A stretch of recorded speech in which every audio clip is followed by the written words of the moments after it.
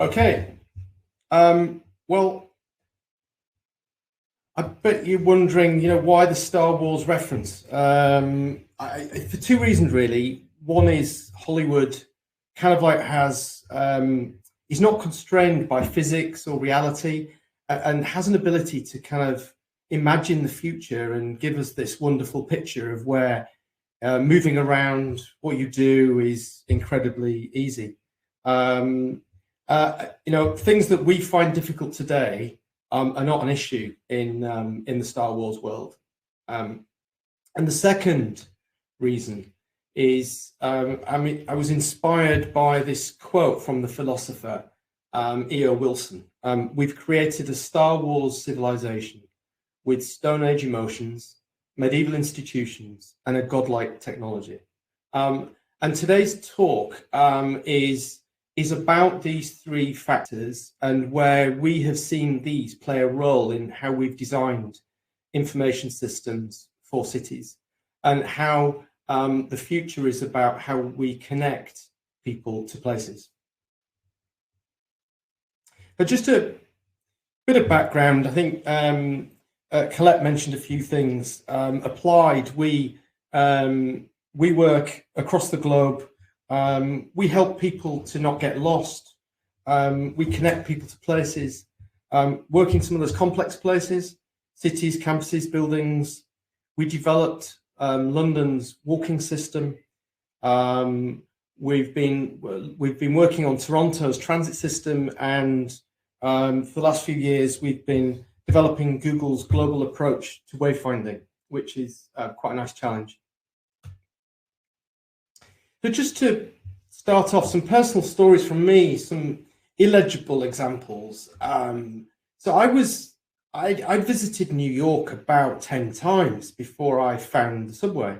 I knew there was a subway. I'd seen it in the films. I'd studied Vignelli's map. But it wasn't until the person I was working with took me down one of these stairways did I realize that there was this whole underground subway system that I wasn't aware of. I would try and walk, and then I would get a yellow cab if I wanted to get anywhere. And I don't think a lot of you, this actually is an exit, not an entrance. I don't know if many people realize that the baubles at the top are red for exits and green for entrances. Another example, in some of the early work we did for Legible London, we found this information near King's Cross. So if I'm a visitor, I've never been to King's Cross, and I arrive, then King's Cross is straight up. Actually, it might be left, and it also might be right. So what's actually happening here is that they're actually all correct. They're all within guidelines. They're all the right typefaces and layouts and colours. But they've been put up by 4 different organisations with 4 different projects. So that really was thinking about how we develop systems for cities. That was a challenge. And I went to a conference near Washington, and a good friend of mine, Jason Bruges, and I went for a day's trip to Washington, DC, got dropped off at the White House. Lovely, really wonderfully sunny, bright, hot day.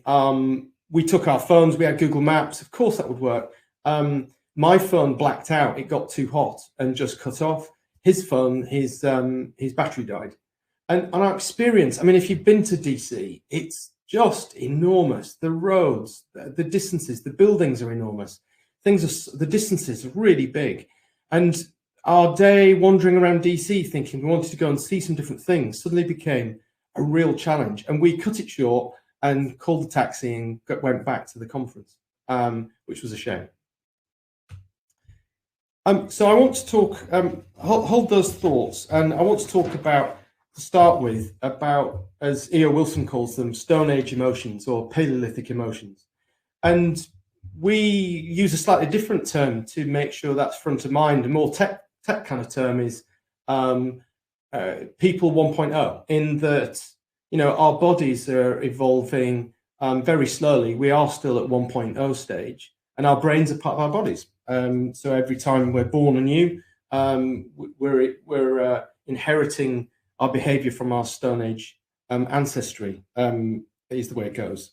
And so I think for this group, normally I would take more time on this, because I think for some people this is quite new. I think the RIN, many of you will know about this, will know about place cells and the neuroscience of how people navigate. I know there's some experts in the room, so I'm going to skim through some of these and maybe point out why these are relevant to how we work in cities. We know that there's place cells in this wonderful little hippocampus area of the brain. One thing that we do is we use mental maps to try and find out what actually is happening in the hippocampus. These actually give us a little insight into the cells that are in people's minds. We do a number of surveys where we might get 100 different mental maps, and we observe the number of landmarks that keep appearing on everybody's map. That's obviously a very legible landmark, an anchor. These maps tell us a number of things. The way in which orientation in London can be very not the real issue. For example, the map bottom left and the map top right are both north is below. The map bottom right obviously was done by some kind of urban designer. But they give us a real insight. I think some really fascinating discoveries been made in terms of this is grid cells, looking at the structure, a hexagonal structure of the brain, how it uploads a map into this grid structure. I mean, absolutely fascinating. One thing we did observe is when we saw these, we kind of related that back to one of the underlying structures of Legible London is about place naming and area naming, and it has different scales, and how there is a correlation between, for example, at the bottom, the large areas of London and the way in which grid cells fire. Same in terms of neighbourhoods that are embedded within villages. And obviously you have street corners and landmarks that are embedded within neighbourhoods. So I thought it was fascinating that our instincts of the right structure is starting to correlate with the research, the discoveries that we're making of how the brain works. I don't think that should be a surprise. We know Kate and her work on humans' innate directional sense. I think this is fascinating. I never knew that was the case, and as soon as she said it, it was clear. She talks about when you arrive in a building, it's less to do with magnetism. So this image is merely just to point out direction. But when you arrive in a building, that's your kind of ground zero, that's your anchor. And wherever you walk around that building, you kind of have an innate sense of which direction it is back to the start point. And she points out, therefore, how illegible, dangerous, what's the right word, difficult buildings that are more diagonal or definitely curved can be, because your innate directional sense starts getting all confused, and that creates some kind of cognitive lock. If you've, as she points out, if you've been around Charles de Gaulle Airport, you would experience this, complete with escalators going from one floor to another. And why raise this? Because you would have thought that the whole architectural urban design development world would start to have embraced the knowledge of how the brain works in terms of how they design buildings, and yet they're building buildings now. Look at Apple Park, huge donut, circular building. I've got 3 cases. I've never actually walked around. I really want to. Obviously, I haven't been able to travel there. But I've got 3 cases where people I know who've walked around have just been saying how difficult it is to navigate your way around that building. Another principle we think is quite important, the Savannah Principle, in that we grew up in savannas, and imagine living in this, in Stone Age times, in this area. Within 20 square miles, you could be anywhere from the watering place or source of food or home, and you could see that large mountain hill on the right, and you'd kind of feel confident that you know where you are, you know which way back. Just compare that with our modern city, with our valleys and tunnels and mazes and alleyways, where you don't have that ability to have these vistas. And you start to understand why, as sight creatures, it's so crucial to us to have these landmarks, and how cities can be very difficult to navigate, how buildings can be very difficult to navigate. And the relevance to cities appeared for us in some of the early work that we did with Legible London, and we've applied it on other projects. So, for example, here, this is our theory of bubbles of knowledge. So our subject on the left was a Korean lady who lived in London for 2 years, and she plotted with us where she'd been ever and where she knew. And that was these areas that are like little lights of knowledge. And we plotted them. She used to navigate all by the tube map. And so we plotted them on the tube map. When we showed her that image on the left, her reaction was like, oh, that's exactly how I see London. That's exactly how London is. That's amazing. The reality of geography is obviously in the middle, that some of those areas are much closer, that the direction is, the Thames from Charing Cross is north-south, not east-west. And the main reason that what we realized we needed to do with Legible London is we wanted to teach her that very quickly that you could actually walk from Covent Garden to Charing Cross, from Leicester Square to Charing Cross and Covent Garden, that these were actually all connected by quite short routes.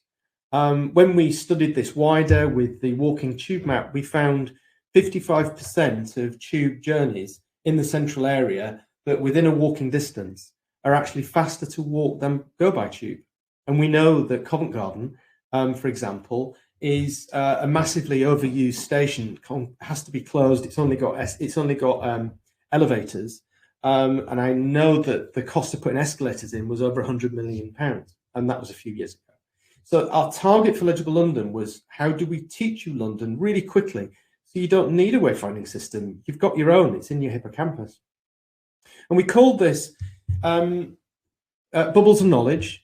And then when you travel from one area that you know and you decide to venture that little bit further, you're a little bit more confident. I wish I had the hill in the distance to guide me, but you don't. But you travel a little bit further, and then you walk into a bubble of knowledge, a set of place cells from another area, and you realize they're connected. We think what happens there is that these cells then connect, and they will, the brain is very plastic. They will connect and join in your hippocampus. So a connected brain is one on the right that we were trying to guide you around.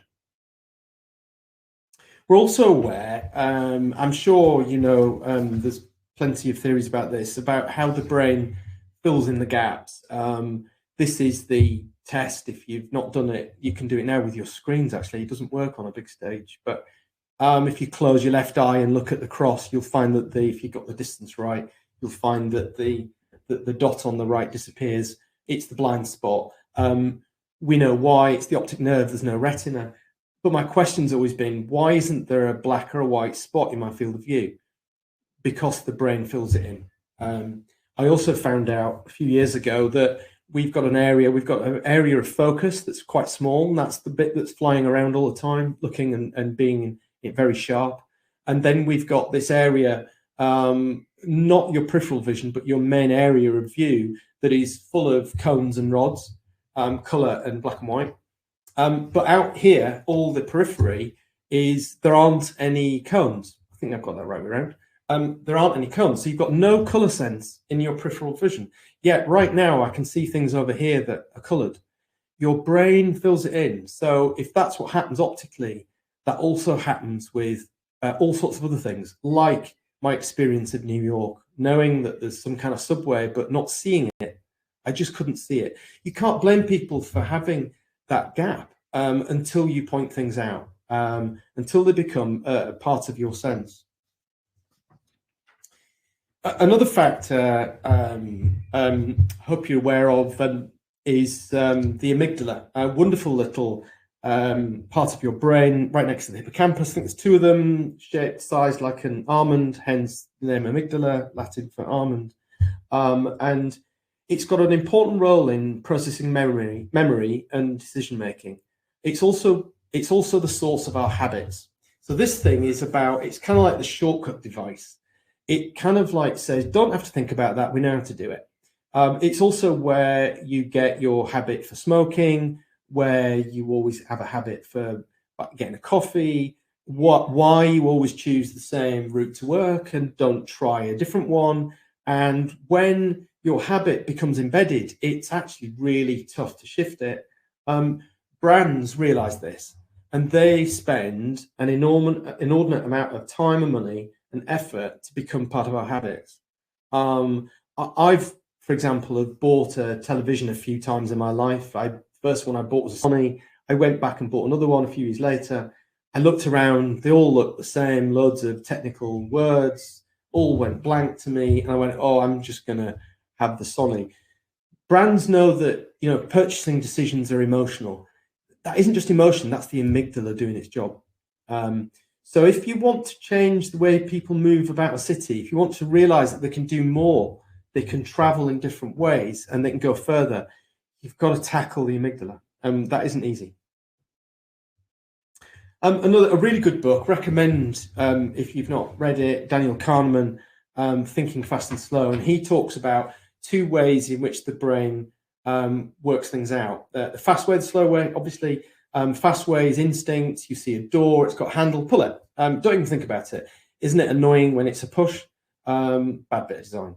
But thinking slow is when the brain's got to engage. It's got to calculate. It's got to work things out. It's got to do a job. And the brain, according to Daniel Kahneman, the brain doesn't like doing that. It wants to avoid. The brain is very good at trying to conserve energy. So between the amygdala and fast thinking, it's trying to shortcut the way, and the fact that you don't see everything around you, it's just giving you what you need to do. What a wonderful organ the brain is. How does this relate to moving around? I mean, firstly, here I am in a hotel in Chicago. You know, really finding my floor should be fast thinking. But I mean, actually, I looked at this for ages, quite, you know, giggling. But this really isn't how you need to design things so that it's easy to use. But yet there is a time when you do want people to engage. I'll come on to that. How do we use that in terms of when we're developing information systems to guide people around? So maps are a challenge. There's a lot of people have a bit of a cognitive barrier on using a map. You know, I can't read a map, it's too complicated for me.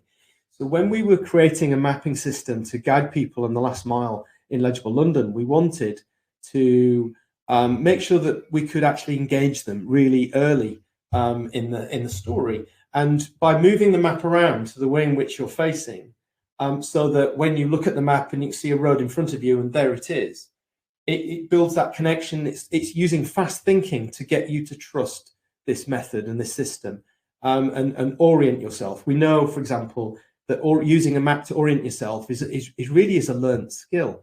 Mostly people in the military are really good at it.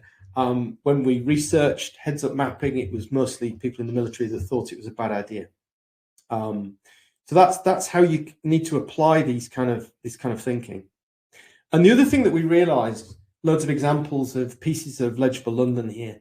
The other thing that we realized is that in order to teach people London, remember the bubbles of knowledge, and you give people these eureka moments, we needed to get them to concentrate. It's the only way we learn is when we really concentrate. And there's only two ways that we think that you concentrate. And that's when you've got a real need or your interest is piqued. So the design, you know, today, Colette, I'm not going to go through how Legible London was designed, but underneath it is this: it's got to deliver on a need, or it's got to draw you in and look interesting.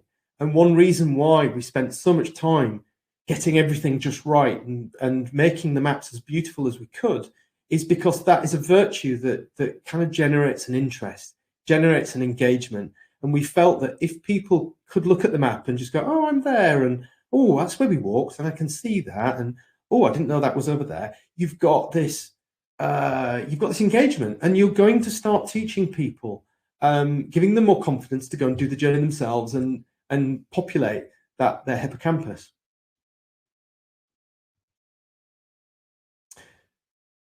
So part 2, medieval institutions. And what we mean by institutions are the organs of government, local, national, the banks, the military, professions, large businesses, institutions that really survive. Survive is the key story there.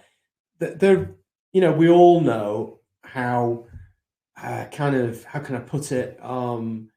Sometimes poorly run institutions can be. They can be very slow moving, very behind the times. Institutionalized is a word. And why is that? They're very complex. Leadership is often changing. An institution like the Bank of England changes every 5 years. Governments change every 2 to 5 years. Some businesses, large businesses, can last longer. Jeff Bezos, I'm not sure how long he's been at Amazon, 20 years maybe. But the factor that is affecting them is biology and the survival of the fittest, hence Charles Darwin.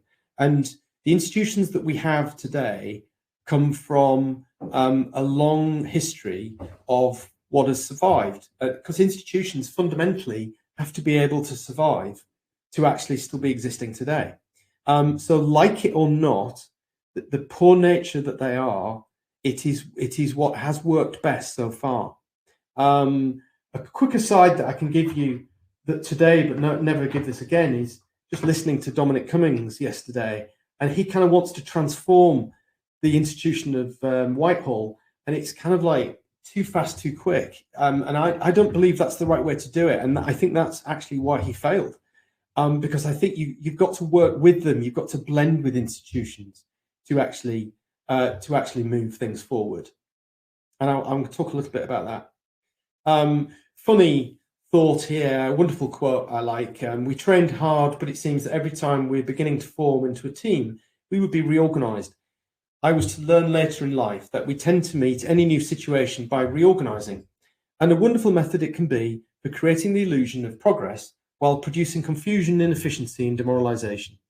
And that was a comment on the Roman military in 66 AD. So this is institutions that we have, and how they behave has been around for millennia. Where does this appear in our cities? So when we were working on Legible London, we did research of what information was currently available for people walking around. We found 36 different sign systems for pedestrians just in the central congestion charge zone. After we finished the project, we found at least 10 more. Is this a problem? We looked at the unit of measurement. So top left, this was in Covent Garden. The unit of measurement was minutes. Now, actually, all the research that we did told us that when asked how far away is something when you're walking, I think it's about 85% of the time people will give you a distance in terms of minutes. But in the city, it was a quarter M.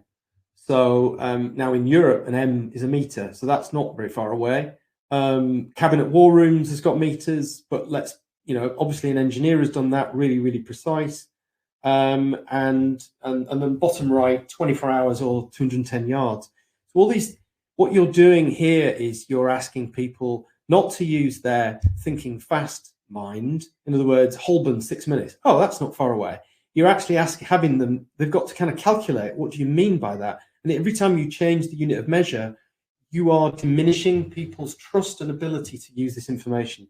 And this meant that all of this information was being used 2.7% of the time, which we think is really not good enough.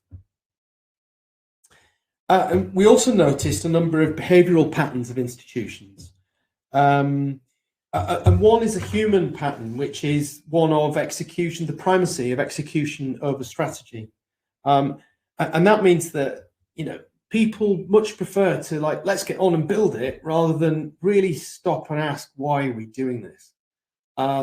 Hence, kind of like the picture of Steve Jobs, who I think one of the big things he did for Apple was really keep a hold of the reason why Apple was there. It's about people, help them change the world, help them create things that make a difference.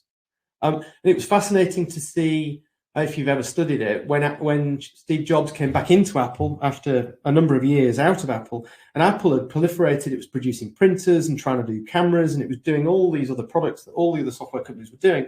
And he came in and he just sliced the whole product range and said, we're going to do a laptop, we're going to do a desktop, and we're going to do a couple of other things. And that was it. And he completely cut the product range because he had a real focus. Because arguably, Apple is losing its way, it's losing its why, and it's becoming a very big institution that's moving a bit slower. But these big institutions, they can do some amazing things. Here's a picture of first Mayor of London, Ken Livingstone, on a tube with Bob Kiley, the first Transport Commissioner. And what Ken and his team did is when they became mayor, is he put these disparate parts. I don't know if you remember it, but it was London buses, different versions of it, London Underground, London Streets, the river service, all these different parts, the taxi licensing system. He put them all and created together and created Transport for London. And he said to Transport for London, your motive is to manage and run the movement of people throughout the capital. And that change in organisation, I think, will be seen in years to come as quite an amazing strategic move. And what we've noticed about working with the cities that we've worked with is that there needs to be one or more of these catalysts in place to really innovate. One of them is an unreasonable deadline, the ability of the Olympics to focus everybody in a city, to get everybody working together. Like I said, these medieval institutions defend themselves. They don't want to work together. But an Olympics can go in. We've got to. The hotel industry, the events, the venues, the transport system, the airlines arriving, they all work together for the London Olympics. And, actually there's benefits on the back of that. Legible London was the movement system, the walking system for that. The second catalyst is Maverick Leadership. This is a picture of Jamie Lerner from Curitiba, a city in Brazil. I think he was 3 times mayor. He was an architect. He did things like the picture bottom left, where there was loads of arguments about the funding of a new subway system. It was desperate for putting in a transport system. And he cut through this and said, well, why do we need to build these expensive underground subways? Why don't we put the subway above ground? So he created these little mini subway stations and connected it with a rapid transit system. He did many other things, but a real maverick. He broke so many rules and then got people to realise the benefit of those things. Recent example in London has been Waltham Forest. Loads of criticism for low traffic neighbourhoods until it actually happened. And then everybody's like, okay, we get this now. And then the third catalyst is ideas that unite, ideas that go between organisations. Because they're a good idea, they've got a real benefit. They benefit more than one crowd. They're not owned by one crowd. Legible London was an idea that unified a London. It didn't start with any one organisation's name on the top of it. It's called Legible London, but not to the public. Nowhere you see on that sign does it say Legible London. Nowhere these people would call it Legible London. The idea of Legible London was it was a name of a project to coordinate different organisations. And it came from us. It was our idea, and we pitched it to different people and said, look, we should all be doing this. And they all went, well, you know what? Yeah, we should. If you can get them to do it, then we'll do it. And that's how we built it. It's an idea that unites. I suppose another example would be the road sign system. You've got all the different local authorities with their own road signs in, but it was actually early in the 1908 that the local authorities realised they need one road system, one standard for guiding people around, because people travel all over. But this wasn't the first time. For my book, I've been digging into some of other history. I think you might recognise famous Mr. Beck with, I think that's a 1931, one of the really early versions of the tube map, or diagram as it should be called. But actually, if you dig back, the first line was the Metropolitan line, and it went in 1857, something like that. And it was put in by the Metropolitan Railway Company. And then by 1907, a number of lines had been built, but they were run by different companies. So if you can read it, There's the Central and South London Railway. What's missing is Company, Central London Railway Company, etc. The District Railway Company. And it, very early in its life, a lot of people, I think, have missed this, is by 1907, by 1913, 3 of them were owned by an American, actually, but their ownership was separate. But they had agreed a joint marketing of the lines, hence this diagram, which is about 1923. So they realized that by actually having a network, by working together on how we're marketing this, it's better for all of us. And then Mr. Beck came along and he revisualized this diagram in a much better way, took information out, a bit like Steve Jobs, removed a lot of information to give you the information that you really need. I think that's a fascinating little story. And another little aside, there was a big argument between the Metropolitan Railway Company and I think it was the West Midlands Railway Company that was operating mainline route out of Euston. They absolutely didn't want the Metropolitan line coming on their ground. You're not going to connect with us. And because they saw them as competitors. And that's why today the Metropolitan line goes underneath Paddington, Marylebone, St Pancras, King's Cross, but doesn't go underneath Euston. And they put a station as close as they could get to Euston, hence Euston Square, which now, if you come out, is a walk across 2 roads and dog legs. It's a really poor connection. So an argument that was had many, many years ago, I mean, that would have been in the 1860s, is still affecting the connectivity of London's system today. So whenever I'm working with transport systems, I'm advising, make sure you think of the future, think of 100 years. So part 3, and it wouldn't be, I wouldn't be able to talk about Star Wars if we didn't have some kind of an enemy. So today they are our enemy. But first off, let's just appreciate, how godlike technology is today. I'm preaching to the converted that, with the Royal Institute of Navigation about sea navigation. I was fascinated to see the Terror and the program. This is the Endeavour and the Terror trying to navigate the Northwest Passage. How little they knew of the geography. How difficult it was to navigate their location. I also saw recently, about a couple of weeks ago, in Our Time, Melvin Bragg was talking about sea navigation and the advent of accurate timekeeping to give people an ability to navigate longitude, and how that evolved, and getting a clock accurately on a ship that's swaying is not easy, apparently. But nowadays, my mobile phone I've got here, I could download an app and use that to navigate myself across the Atlantic. It doesn't end in that. The ability to use that simple device in your pocket to find out most information on the planet, or to order anything you want. I mean, it's just quite incredible. But a little problem, and I've got a little movie to show you, so I'm going to keep quiet for a second. Oops. The last mile is the problem, and half the world now lives in dense cities, and people spend, depending on who they are, between 90 and 95% of their energy getting around on foot. It does it by itself. This is a story about Segway. This is the world's first self-balancing human transporter. All the knowledge that went into knowing how to walk is transferred to this machine. Upon its unveiling in 2001, the Segway human transporter's hype was similar to today's hype around Tesla, with the same message. This product is going to revolutionize transportation forever. You'll get there quicker. You'll go further. Anywhere people walk. Anywhere people walk. Segway was Dean Kamen's solution to an old challenge. It's called the last mile. It's the inefficiency inherent in getting from the train station to your front door, from a bus stop to your desk at work. It's the leg of your daily journey where you have no choice but to walk. Segway was finally going to make this 6 million year old act of walking better. So why didn't it?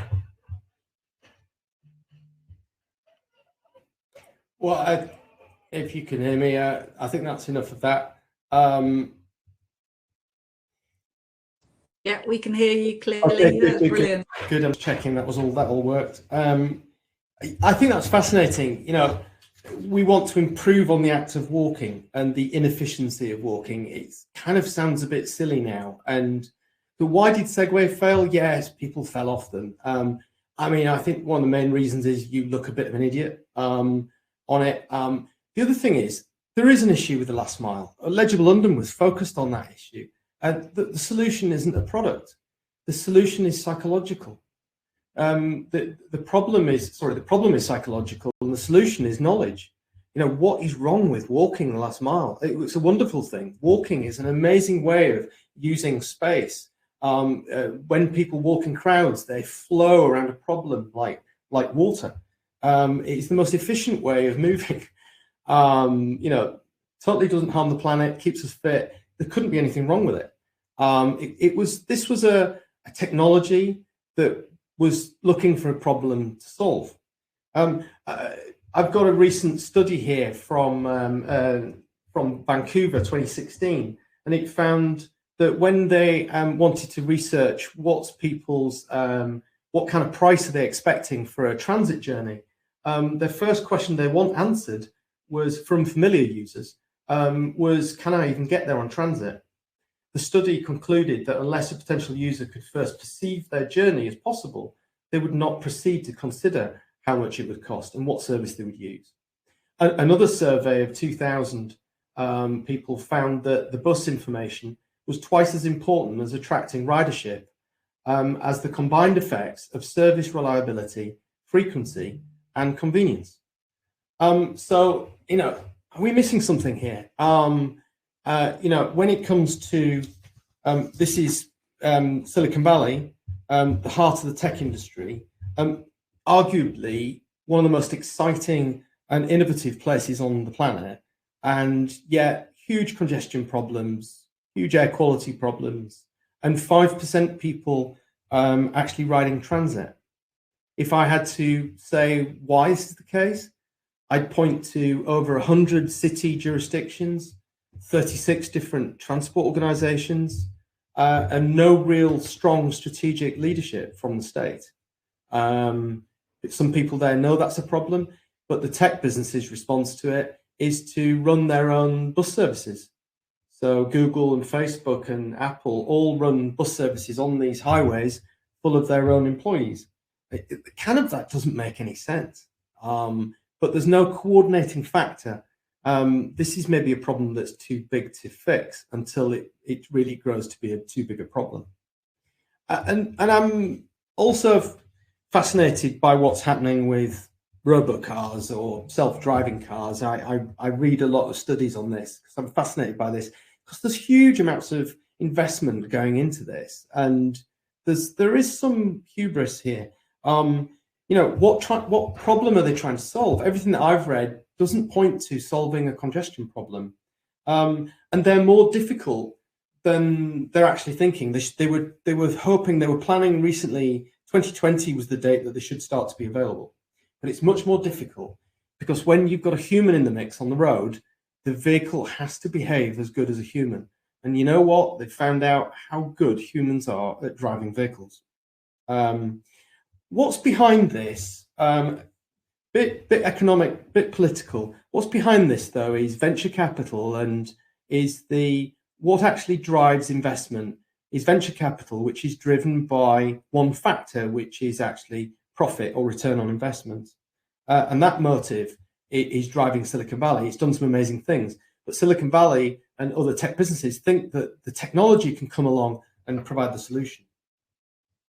Another interesting quote I found, I did a bit of work for MIT and found some this is a wonderful woman, Grace Hopper. I wasn't aware of her.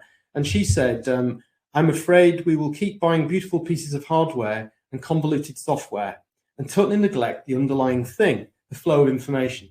It will make a tremendous difference on how we design the systems of the future. Everything is a system. And Admiral Grace Hopper, by the way, was an admiral in obviously the US Navy. She's one of the original founders of computers in the US.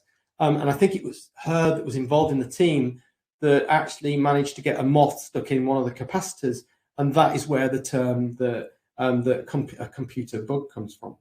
But her point here is about the flow of information and how it will create systems. And everything that I've been talking about underneath it has been, what are the systems that connect people? And that is, it's the flow of information that will connect people. We're talking about systems. I'm sure you recognize Edward Snowden. Now, Edward Snowden was a systems architect. And my reading of his story and why he's a whistleblower is that he was a systems architect, and he was basically given the keys to the whole snooping apparatus of the NSA and the CIA and GCHQ.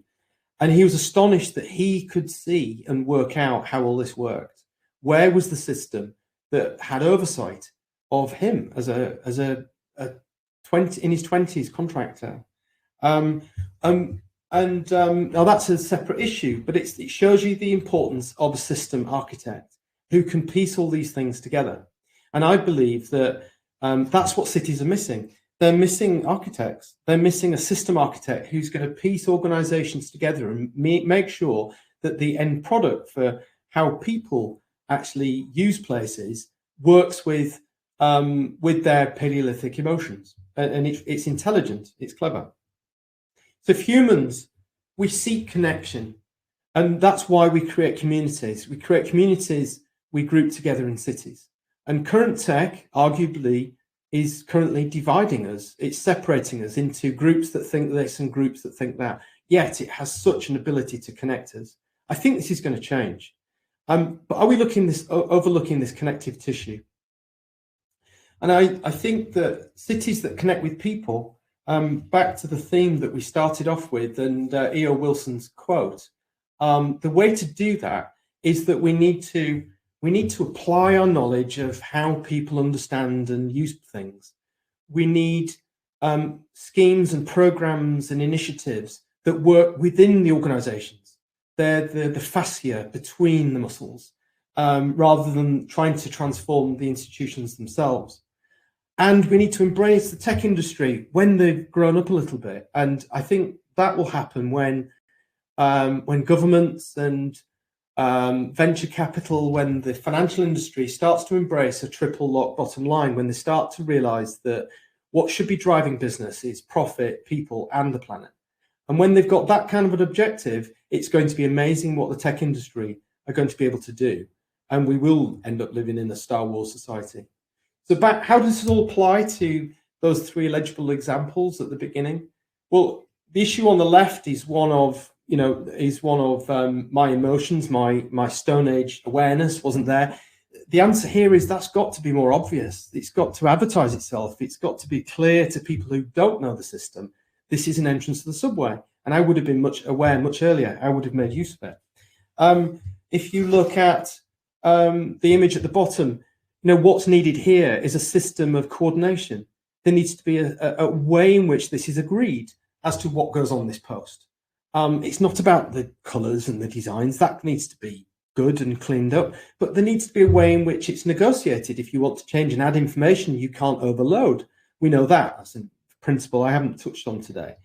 So that needs a real system, a management system. And in terms of DC, digital can really deliver a lot, but it needs to, number one, it's not robust enough yet. Both of our phones failed. No fault of Google Maps. But it needs to have a relationship with the physical environment. It needs to be connected to a physical system that was in DC. So if our phones failed, there should have been backup systems there to allow us to enjoy that day, which is actually what DC wants. So we're really passionate about how we help people move around. We want your help. If you're working on projects that you want us to look at, please give me a call. If you want to get us involved in a research project, or that you think we can help you, or that you want to work for us, then please reach out. There's a number of Twitter numbers and LinkedIn points, as well as my email that I've got here. And finally, when we saw the latest Star Wars movie, I'm sure some of you have seen it, we thought we were put out of a job. when they came up with a wayfinder. I truly hope that GPS devices in the future don't look as clunky as this and aren't connected by at least 4, what they're going to be, USB Z cables at the time. So thank you very much.